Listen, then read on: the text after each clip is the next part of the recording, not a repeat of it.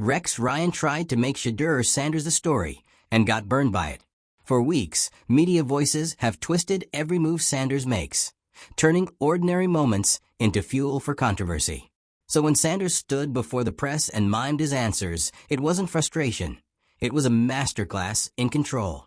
The cameras rolled, the questions piled up, and yet the silence spoke volumes. He was showing everyone exactly how the media manufactures drama, how narratives are built from nothing and spun for clicks. If you're into the real story and all the messy twists they don't show on highlight reels, go ahead and subscribe. And if you're sticking around to see how this Browns QB chaos plays out, you should definitely be subscribed. It wasn't just defiance, it was exposure. That's what the video breaks down, the difference between reacting and responding. Shedeur Sanders chose the latter. Instead of ranting or defending himself, he used the media's own platform to highlight their hypocrisy. It's the same cycle that Deion Sanders has fought his whole career, black athletes being praised only when they fit into a narrow mold. But Shedeur's act was a message. He knows the game, and he's not letting it play him. By saying nothing, he revealed everything, and left commentators like Rex Ryan looking exactly like what they are, part of the problem. A deliberate response to a media machine that rewards outrage and distorts the truth.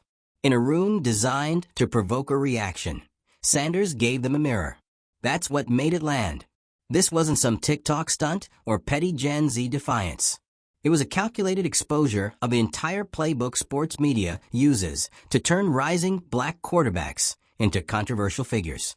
They poke, prod, then act shocked when a player claps back. But when Sanders refused to play along, the narrative short-circuited. This is the playbook that labels confidence as arrogance, preparation as entitlement. The same one that lets white quarterbacks strut and shout with leadership energy, but tells their black counterparts to stay in line or risk being called a problem. And Rex Ryan walked right into that trap with his unprovoked claim about Sanders' work ethic, like it was still 2007 and nobody would question it. But Shedeur did something smarter. He didn't argue. He didn't perform. He showed them exactly what they wanted and made it look ridiculous. And in doing so, he reframed the conversation from performance to perception. Not only did he expose how biased the media is when it comes to black quarterbacks, he exposed how desperately they need conflict to stay relevant. It's not just about unfair criticism. It's about how fast those narratives spread, how quickly they're monetized, and how rarely they're corrected. Sanders' Mime act wasn't just a response to one analyst. It was a full rejection of a system built to twist his story before he gets a chance to write it. And Rex? He ended up playing the loud villain in a silent takedown. Shedeur Sanders didn't say a single word. And somehow, that silence was louder than anything he could have said. It happened during a press conference, a room filled with reporters ready to dissect his every word, spin it, clip it, frame it. But Shedeur wasn't playing along. Instead of answering questions, he began miming. Yes, miming. Silent gestures. No words. Just calm, deliberate movements in place of responses. And with that, he completely turned the media narrative inside out. This wasn't about being quirky. It wasn't about dodging accountability. It was a calculated response to a growing and toxic pattern. A media landscape more interested in labels and drama than facts. A press corps that had grown comfortable tossing around terms like lazy and arrogant the second a young black quarterback didn't smile enough or didn't say what they wanted to hear. And it hit a boiling point when Rex Ryan, former NFL coach turned opinion peddler, got on national television and said Shedeur looked disengaged on the sidelines. No film breakdown. No credible sources. Just a snap judgment based on body language and a willingness to lean on the same tired racial coding that's haunted black quarterbacks for decades. Let's call it what it is. This wasn't analysis. It was projection. The kind that's all too familiar. If a black quarterback is quiet, he's not a leader. If he's confident, he's cocky. If he shows emotion, he's out of control. If he doesn't, he's apathetic. It's a no-win situation, built on unspoken expectations that have nothing to do with actual performance or professionalism. And Shedeur? He's been professional. He's been consistent. He's shown up, done the work, stayed prepared. His position as a backup quarterback doesn't mean he's any less invested. But the media decided to go after him, not because of poor play, but because they could. Because controversy is good for clicks. Because black quarterbacks are easy targets when they don't fit into the mold. So, Shedeur answered on his terms. He didn't fight fire with fire. He didn't rant on social media. He didn't name names. He simply refused to engage with a system that had already written the ending before he got to speak. And in doing so, he exposed the entire game. How quickly the media jumps to conclusions, how easily they fall into bias, and how rarely they're held accountable when their narratives fall apart. Let's be clear, what he did took discipline. Most people would have cracked under the weight of being publicly mischaracterized, especially by someone like Rex Ryan, whose credibility has more to do with volume than accuracy. But Shedeur didn't crack. He stayed calm. He turned the spotlight around. And the silence did more damage than any response could have. Because now, the conversation isn't about Shedeur's attitude. It's about media hypocrisy. It's about why certain players get the benefit of the doubt and others don't.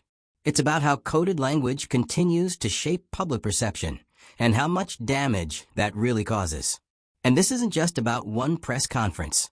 This is about a pattern, one that goes back decades.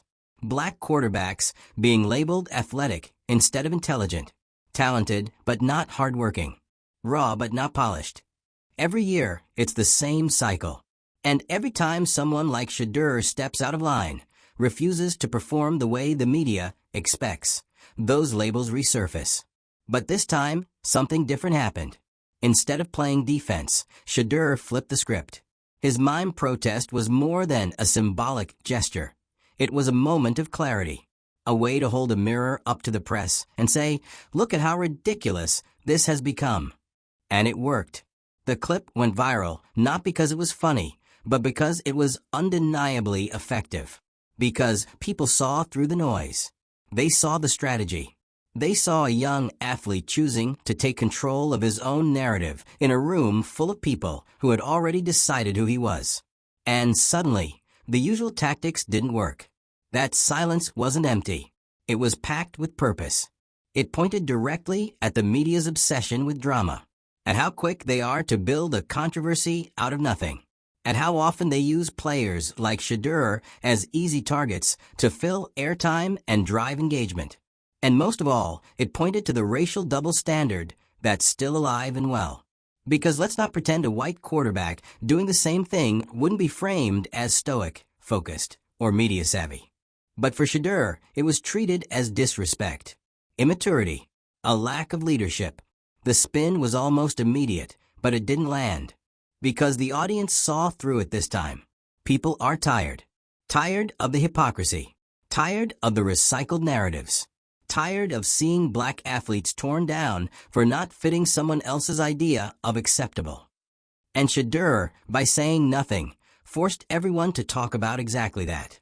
He made the media uncomfortable. He took away their power.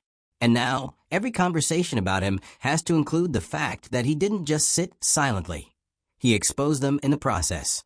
And what makes this even more significant is what it says about his future. Because this wasn't a one-time moment. This was a preview of someone who's not just prepared to perform on the field, but to handle the pressure off of it. Someone who sees the game behind the game, who understands how narratives are built and knows how to dismantle them. That's not immaturity. That's strategy. And when he gets his next shot, when he's back on the field in the spotlight making plays, there won't be any questions about whether he's engaged. The only question will be how the people who doubted him plan to walk that back. Because Shedeur has already proven that he's not here to play by someone else's rules. He's building his own lane. And the media? They can either catch up or get left behind. And if you're still underestimating him after this, that's on you. This isn't just about football anymore. It's about ownership, identity, control. Shedeur isn't just trying to win games. He's changing how players respond to criticism. He's showing that silence can be a statement, that restraint can be powerful, and that the smartest thing you can do sometimes is not give the media what they want. Because when you don't play their game, they can't rig it against you. So here we are. The conversation has shifted. The pressure is still there. The spotlight is still bright. But Shedeur's made it clear he's not shrinking. He's not apologizing. He's not chasing anyone's approval. He's watching. He's learning. He's getting ready. And when his next opportunity comes, don't expect words. Expect results. Drop your thoughts in the comments. Did Shedeur's silence speak louder than the critics? Are you seeing the media double standard for what it is? And if you want more breakdowns of the moments that really matter, hit that subscribe button. Because this wasn't just about Mime. This was about message. And the message was heard loud and clear. Here's the thing about moments like this. They don't just go away. They linger. They sit with people. That press conference didn't just make headlines for a day. It shifted something. It cracked open a much bigger conversation that goes far beyond Shedeur Sanders, Rex Ryan, or even football. It's about control. It's about who gets to shape the narrative and who doesn't. Let's not forget how this started. A backup quarterback. A quiet sideline moment. A media figure with a platform making baseless claims about Shedeur's attitude, his engagement, his work ethic. No one asked for context. No one looked for truth. It was easier to just assume the worst. Because when you're a young black quarterback, the worst is always ready-made. It's right there, prepackaged. The story writes itself. Lazy, distracted, entitled. And it doesn't matter if it's wrong. What matters is whether it gets clicks, comments, views. And Shedeur? He became the target because he refused to play small. But what Rex Ryan didn't expect, what none of them expected, was that Shedeur would respond in a way that didn't give them a single thing to use. They expected outrage, or defensiveness, or even just a generic, "I'm just focused on football" line that they could twist to mean something else. But what they got was silence. Intentional, uncomfortable silence. A mime. A performance without words that said more than any media-trained answer ever could. And that's when it got real. Because the second Shedeur took control of that moment, the room shifted. The power dynamic flipped. Suddenly, the media wasn't reporting on a story. They were in it. They became the spectacle. The ones being analyzed. The ones trying to spin a narrative around someone who had completely disarmed them. And that's the brilliance of it. By refusing to speak, Shedeur made everyone else talk. He didn't have to say a word to highlight the hypocrisy, the racial double standards, the media manipulation. He let them reveal it themselves. The silence wasn't avoidance. It was resistance. It was strategy. And let's talk about strategy for a second, because this wasn't some impulsive decision made in the heat of the moment. This was calculated, thoughtful, mature. Shedeur knew exactly what the stakes were. He knew the risks. He knew how it would be framed, and he did it anyway. Because he understood something the media didn't. When you know the game, you don't let them play you. And make no mistake, Shedeur knows the game. He's seen it up close. Being the son of Deion Sanders doesn't just mean access to fame and football. It means a lifetime of watching how the media treats you when you dare to be confident, when you dare to succeed on your own terms. So he watched. He learned. And when his turn came, he didn't mimic his father's loud charisma. He used silence as a weapon. That's what shook people, because they couldn't figure out what box to put him in. Was it a protest? A joke? Was he mocking them? Dismissing them? Refusing to play nice? No one knew. And that confusion was exactly the point. For once, the media couldn't control the story. They couldn't edit silence. They couldn't take a quote out of context. They couldn't twist a gesture into a scandal. All they could do was sit in the discomfort of having no power over the moment. And that made them uncomfortable. Very uncomfortable. But for anyone who's been paying attention, this wasn't surprising. Because Shedeur has been showing us who he is for a while now. He's resilient. He's composed. He's focused. He's the kind of player who leads with quiet conviction. And when people started questioning his character, questioning his commitment, questioning his identity, he didn't fold. He didn't argue. He responded in the way that made the biggest statement possible. He didn't say a thing. And in doing that, He exposed just how desperately the media depends on athletes performing. Not just on the field, but in front of the mic. The second you stop giving them sound bites, they lose their grip. And when that happens, they panic. They project. They lash out. Just like we saw with the outrage that followed. They called him immature, disrespectful, unprofessional. But what they really meant was, he didn't play along. And that's what scares them. Because when an athlete takes back control of their narrative, it threatens the entire structure. It challenges the idea that journalists and analysts get to be the gatekeepers of perception. It forces them to confront their own biases, especially the racial ones they try to hide behind coded language and expert takes. Shedeur's Mime act wasn't a gimmick. It was a rejection of that entire system. And it landed. It made people stop and think, why was this necessary? Why did he feel he had to go this far just to be heard? Or, more accurately, not heard? And what does it say about the current state of sports media that silence felt like the only honest option? That's the impact. That's what a real moment looks like. One that doesn't just dominate the timeline for a few hours, but sticks in the back of people's minds long after the headlines fade. And you know what makes it even more powerful? Shedeur never made it about him. He didn't grandstand. He didn't ask for sympathy. He didn't turn it into a crusade. He let the media implode under its own weight. And now, without ever needing to defend himself, he's positioned as someone who understands the moment, the message, and the bigger picture. He didn't lose anything. He gained something. Respect, control, clarity. And now the path forward is even more interesting. Because Shedeur's not going away. He's still there. Still grinding. Still watching. Still preparing. And the next time he gets his opportunity, whether it's starting a game, leading a comeback, or walking into another press conference, everyone will be watching differently. Because now they know who they're dealing with. Not just a quarterback. A tactician. Someone who understands how to use silence as protest, how to flip scrutiny into strategy, how to let the noise eat itself alive while he keeps moving forward. And that's why this isn't the end of the story.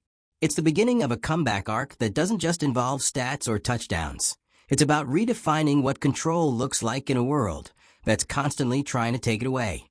So when we look back at this moment, months or years from now, it won't be remembered as some quirky press conference. It'll be remembered as a turning point. A line in the sand. A moment where an athlete said, enough. You don't get to define me. And that's a blueprint. Not just for Shedeur, but for every athlete watching, learning, and waiting for their own moment to take back the mic, or put it down altogether. So what now? Now the media has to adjust. Now they have to ask themselves hard questions about who they target, how they cover, and what narratives they're reinforcing. Because the old playbook doesn't work on someone like Shedeur. And that's going to force some uncomfortable changes. Good. Because if sports media wants to be credible, it needs to be accountable. And if athletes are going to be held to standards of professionalism and poise, so should the people covering them. Shedeur's not asking for special treatment. He's asking for fairness, for truth, for the respect that should come standard, but often doesn't. And if silence was the price of getting that message across, it was worth every second. When you strip away the noise, the analysis, the hot takes, what you're left with is the core truth. Shedeur Sanders refused to be baited. He refused to be misrepresented. He refused to let people who've never walked in his cleats tell the world who he is. That press conference wasn't some stunt to go viral. It wasn't a temper tantrum. It was self-defense, done without aggression, without conflict, without giving the media anything they could weaponize.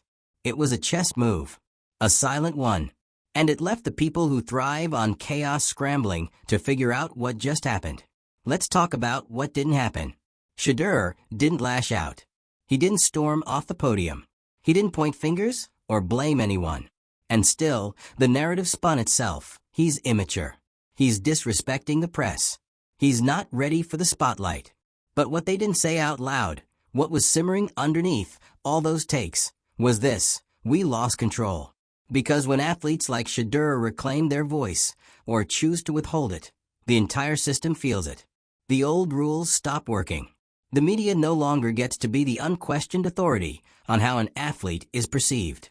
And for people who built their careers on controlling that perception, that's terrifying. Let's call this moment what it is: a shift. A shift away from athletes playing along to protect reputations that were never really theirs to begin with. A shift away from coded language disguised as commentary. A shift toward athletes asserting agency on their own terms, even if that means saying nothing at all. Because silence, in this case, was radical. Silence wasn't retreat, it was a power play. And it worked. Because suddenly, the narrative wasn't "is Shedeur lazy?" It was, why does the media feel so comfortable labeling black quarterbacks without evidence? Suddenly, it wasn't about his attitude. It was about their assumptions, their language, their bias. And this wasn't subtle. It was exposed, raw, in broad daylight. Rex Ryan's comment about Shedeur being disengaged wasn't just a bad take. It was a reflection of how fast judgment comes when a young black quarterback doesn't perform to someone else's comfort level. Doesn't smile enough, doesn't play the role. The role, by the way, that white quarterbacks can opt out of without consequence. They're allowed to be stoic. They're allowed to be distant. They're allowed to have swagger. They're given the benefit of the doubt. Shedeur, he was handed scrutiny before he even got a chance to speak. And then, when he finally had the mic, he didn't speak at all. And that's what made it brilliant. He wasn't disrespecting the media. He was exposing the media's relationship to power. They expect athletes to explain themselves, to play along, to give them something to twist. Shedeur gave them nothing but truth, and they didn't know what to do with it. And now everyone sees it. Now the audience is asking harder questions. Now the fans are talking about race and media and narrative. Now people are finally seeing how sports coverage is shaped not just by performance, but by expectation. And when a player doesn't match the expectation, the media starts bending the story until it fits. Not this time. Shedeur stood still, unapologetic, silent. And that silence said, "I know what you're doing." And that's what made them uncomfortable. Not because it was disrespectful, but because it was undeniable. Now the question is no longer about Shedeur's attitude. It's about whether the media is willing to confront its own. And if they don't, he'll keep playing. He'll keep showing up. He'll keep proving that professionalism doesn't always look the way they expect it to. And leadership doesn't require permission. Because here's what's really happening. Shedeur Sanders isn't just surviving this media storm. He's mastering it. He's turning criticism into clarity. He's turning pressure into fuel. And when the time comes to speak again, it'll be with purpose and on his terms. That's what control looks like. So if you're watching this unfold and thinking, finally, say something. Drop a comment. Let's talk about the double standards, the unfair labels, and what accountability in sports media really looks like. And if you're tired of narratives being built on bias instead of facts, hit that subscribe button. Because Shedeur's not done, and neither are we.